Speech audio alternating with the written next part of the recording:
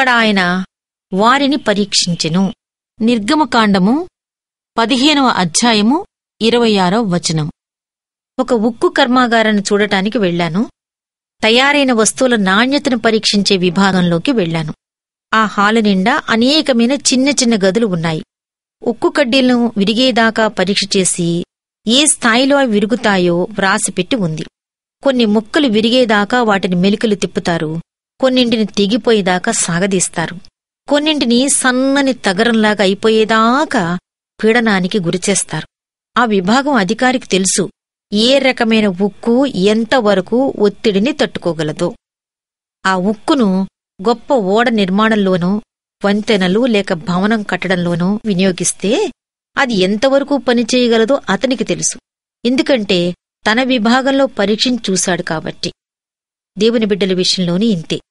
మనం పింగాణిలాగానో గాజులాగానో ఉండటం ఆయనకిష్టం లేదు. మనం ఆ దృఢమైన ఉక్కులాగా ఉండాలి. మెలికలు తిప్పినా పీడనాన్ని ప్రయోగించినా సరే చిన్నాభిన్నమైపోకూడదు. మనం గాజుళ్లలో పెరిగే మొక్కలాగా ఉండటం ఆయన చిత్తం కాదు. మలమలమాడే ఎండలో నిలిచి ఉండే మర్రిచుట్టులా ఉండాలి. ప్రతి గాలికి చెదిరిపోయి ఇసుక తిన్నెల్లా కాదు, తుఫానులకి ఎదురు నిల్చే నల్లరాతి బండల్లాగా మనం ఉండాలి. ఇలా చేయడానికి ఆయన మనలను తన శ్రమల పరీక్ష విభాగంలోకి తీసుకువెళ్తూ ఉంటాడు.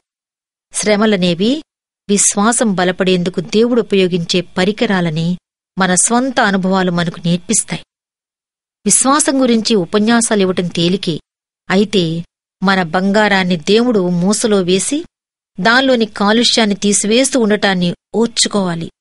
నిశ్చల సముద్రంలాంటి మన జీవితాలను శ్రమల పెనుగాళ్లు కదిలించడం వల్ల యేసు మనకు చేరువైతే ఎంత సంతోషం!